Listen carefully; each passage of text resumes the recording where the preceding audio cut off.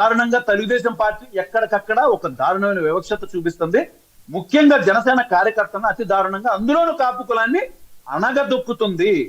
దీనికి స్పందించాల్సినటువంటి వ్యక్తి ఎవరయ్యా అంటే తప్పనిసరిగా పవన్ కళ్యాణ్ గారు. రైట్, నరేంద్ర గారు మళ్ళీ మాట్లాడుతున్నారు. వన్ బై మాట కృష్ణాయన్ గారు ఉన్నారు, వారితో మాట్లాడదాం. రాజకీయ విశ్లేషకులు కృష్ణాయన్ గారు, గుడ్ ఈవినింగ్ అండి. బ్రహ్మనాయుడు గారు నమస్తే. ప్యానల్ నమస్కారం. సో మీరు ఎలా చూస్తారు సార్ ఈ కందుకూరి ఘటనని? కందుకూరులో లక్ష్మీనాయుడు అనేటువంటి ఒక యువకుడు, జనసేన పార్టీలో పనిచేసినటువంటి యువకుడు దారుణంగా ఒక కారు గుద్దినటువంటి ఘటనలో చనిపోవటం, వాళ్ళ సోదరులు ఇద్దరు కూడా తీవ్ర గాయాలు కావటం, ఆ కుటుంబానికి జరిగినటువంటి నష్టం, ఒక తీవ్రమైనటువంటి నష్టం జరిగింది. ఈ విషయంలో అది ఎవరైనా కానివ్వండి, వాళ్ళ మీద ఎవరైతే హరిశ్చంద్ర ప్రసాద్ అనేటువంటి కారు అతని మీద చట్టపరమైనటువంటి చర్యలు తీసుకోవాల్సినటువంటి బాధ్యత పోలీసుల మీద ఉంటుంది. అలాంటి వాళ్ళకి ఎట్టి పరిస్థితుల్లో కూడా సహకారం అందించకూడదు ఎవరు కూడా. ఈ విషయంలో ఈ కేసుకు సంబంధించినటువంటి విషయంలో కేసు నమోదైంది. అదేవిధంగా నిందితుల మీద కేసులు నమోదు చేయడం జరిగింది. నాకు తెలిసి వాళ్ళని అరెస్ట్ చేయడం కూడా జరిగింది. కేసుకు సంబంధించినటువంటి ప్రొసీజర్ అయితే జరిగింది. కానీ ఒక అధికారం మాది అనే ఒక అహంకారంతో, మేము అధికారంలో ఉన్నాం కాబట్టి, మాకు అధికార అండదండలు ఉంటాయి కాబట్టి, మేము ఏమైనా చేస్తే చెల్లుబాటు అవుతుంది అనేటువంటి విధంగా వ్యవహరించినటువంటి వాళ్ళ విషయంలో ప్రభుత్వాలు కఠినంగా వ్యవహరించాల్సిన అవసరం ఉంది. ఈ విధంగా తప్పులు చేస్తే మేము ఎట్టి పరిస్థితుల్లో ఉపేక్షించము, ఇలాంటి వాళ్ళకి మా సహకారం ఉండదు అని ప్రభుత్వంలో ఉండేటువంటి వాళ్ళు చెప్పాల్సినటువంటి బాధ్యత ఉంది.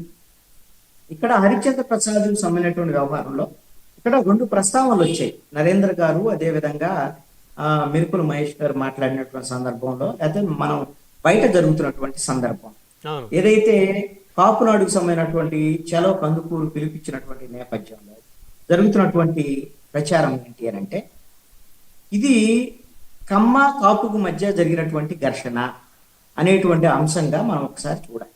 ఎందుకు అనంటే, రెండు కులాల మధ్య జరిగినటువంటి ఘర్షణ కాదు ఇది.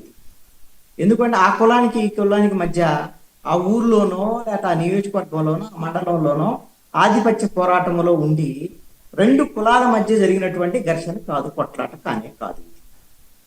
రెండవది, తెలుగుదేశము జనసేనకు సంబంధించినటువంటి రెండు పార్టీల మధ్య ఆధిపత్య పోరాటంతోనో, జనసేన వాళ్ళు మాకు ఈ విషయంలో మాకు అధికారంలో మాకు భాగస్వామ్యం కావాలి, మాకు సరైనటువంటి ప్రాతినిధ్యం కావాలి అని అడిగితే జరిగినటువంటి ఘర్షణ కూడా కాదు. అంటే తెలుగుదేశము జనసేన మధ్య జరిగినటువంటి ఘర్షణ కూడా కాదు.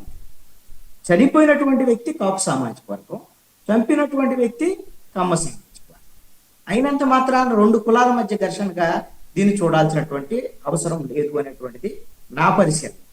రెండు పార్టీల వాళ్ళు వేరు వేరు, రెండు పార్టీలు మిత్రపక్షాలు, రెండు పార్టీల మధ్య జరిగినటువంటి ఘర్షణ కూడా ఇది కాదు. పార్టీల ఆధిపత్య పోరాటం కూడా కాదే కాదు, ఆ ఘర్షణలో లేదు. కానీ ఇక్కడ ఎవరైతే ఆ నియోజకవర్గానికి సంబంధించినటువంటి ఎమ్మెల్యే ఉన్నారో నాగేశ్వరరావు, ఆయన తెలుగుదేశం పార్టీ, అదేవిధంగా కమ్మ సామాజిక, చనిపోయినటువంటి వ్యక్తికి సంబంధించినటువంటి వాళ్ళ సామాజిక వర్గం. కాబట్టి చనిపోయినటువంటి వాళ్ళు కూడా ప్రభుత్వంలో ఉండేటువంటి జనసేన పార్టీకి పనిచేసినటువంటి వాళ్ళే. కాబట్టి ఒకవేళ ఈ విధమైనటువంటిది ఆ ఘర్షణ జరిగినటువంటి తీరు, వీళ్ళు హత్యకి దారితీసినటువంటి పరిస్థితులు, ఇవన్నీ వ్యక్తిగతమైనటువంటి అంశాలు వాళ్ళిద్దరి మధ్య, లేక రెండు కుటుంబాల మధ్యకు సంబంధించినటువంటి అంశమే. ఇది నాకున్నటువంటి సమాచారం. ఖచ్చితంగా రెండు కుటుంబాల మధ్య, వాళ్ళిద్దరి మధ్య ఉన్నటువంటి ఘర్షణకు సంబంధించినటువంటి వ్యవహారం, దాంతోనే హత్యకు దారి చేసినటువంటి పరిస్థితులు ఉన్నాయి. ఎమ్మెల్యే ఏం చేయాలి? ఇది ఖచ్చితంగా ఈ విధంగా ఎంత ఘర్షణ ఉంటే మాత్రమో, వాళ్ళ మధ్య ఘర్షణ ఉంటే మాత్రం ఆ విధంగా కారుతో గుద్దేసి చంపటం ఏంటి ఇంత దారుణమా? ఈ విధంగా పోలీసు కేసు పెట్టి అరెస్ట్ చేయటం వరకే కాదు. ఇలాంటి విషయాల్లో మేము ఖచ్చితంగా నిందితుల మీద కఠినంగా వ్యవహరిస్తాం అనేటువంటి విధంగా అక్కడ ఉండేటువంటి ఎమ్మెల్యే కానివ్వండి, అదేవిధంగా అక్కడ ఉండేటువంటి తెలుగుదేశం పార్టీ నాయకులు కానీ వాళ్ళందరూ ఆ విధంగా బహిరంగ ప్రకటనలు చేసి, అదేవిధంగా బాధిత కుటుంబానికి ఒక భరోసా కూడా ఇవ్వాల్సినటువంటి బాధ్యత ఎమ్మెల్యే మీద తెలుగుదేశం పార్టీ నాయకుల మీద, జనసేన పార్టీ నాయకుల మీద ఉంటుంది. ఇది పార్టీ పరమైన ఘర్షణ కాదు, అదేవిధంగా కులపరమైన ఘర్షణ కూడా కాదు. కానీ అసలు సామాన్యుడే అనుకుందాం, ఆ విధంగా ఇష్టం వచ్చినట్టుగా కారులతో గుద్దేసి మీకు ఇష్టారాజ్యంగా చంపేస్తాం మాకు అనేటువంటి విధంగా వ్యవహరిస్తే మనము ప్రజాస్వామ్య దేశంలో ఉన్నామా, ఎక్కడన్నా ఉన్నామా?